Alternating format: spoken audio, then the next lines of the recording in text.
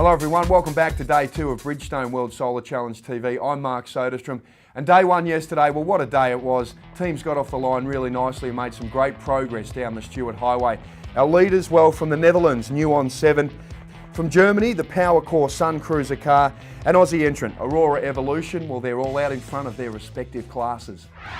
Well, by the end of yesterday's drive, the teams were getting ready to make the Outback their home for the next few days, and the reality of roadside camping that was starting to set in too. And here's Tracy Kotsia, who caught up with our current race leaders.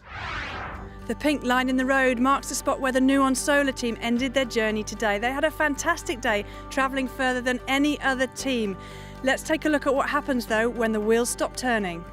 Well, as you can see, the solar array is now lifted up, and that's because the sun is getting down and more down, and we would like to get more energy.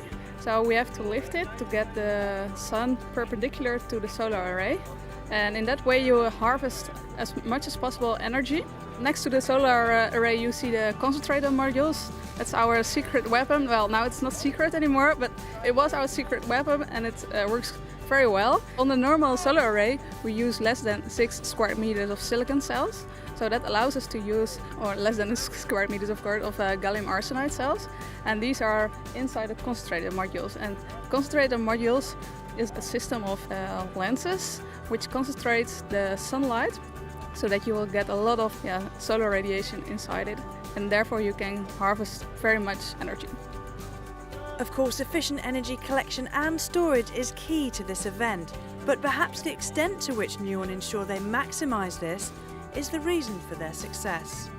Yeah, for us solar energy is very important, of course, and you won't lose any seconds of harvesting process. So that's why it's so strict, and every piece of shadow is of course less income. So yeah, it's a real protocol and every person knows what he is doing. Yeah, in that way we will keep the energy income as high as possible.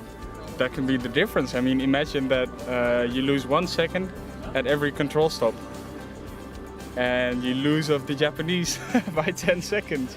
I mean, you wouldn't be very happy in the end. So I think you want to use every second for racing and not for waiting or spending it otherwise. We will keep doing this until the sun is set, and after that, we are evaluating the day.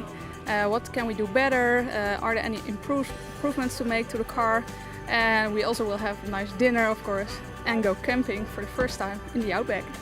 So Nuon's adventure is underway, and their innovative take on solar harvesting has put them in a great position. But they're aware that there's still a very long road to travel. So we can't get too far ahead of this situation. I mean, we're very happy that we finished here first and that we traveled the longest distance of the complete World Solar Challenge. But who knows what happens tomorrow? I mean, we've got to keep improving. There were some things today that can go 1 second faster than they did. So that's what we got to keep on doing until we've reached the finish first. Let's take a look at the weather forecast now, and no change, but boy, it's going to be tough out on the road with temperatures expected to nudge 40 degrees Celsius. And those conditions are already starting to take their toll. Some news just in. New Zealand entrant from the University of Waikato, the car's called Ultra Commuter. Unfortunately, they've had to withdraw already with a burnt out motor. But for the cars up the front, well, they're going really nicely, and they've already reached the control stop at Elliott. We'll be back with another update later on this evening. In the meantime, you can track the progress of your favourite entrants on the Bridgestone World Solar Challenge website. Thanks for joining us. See you later on tonight.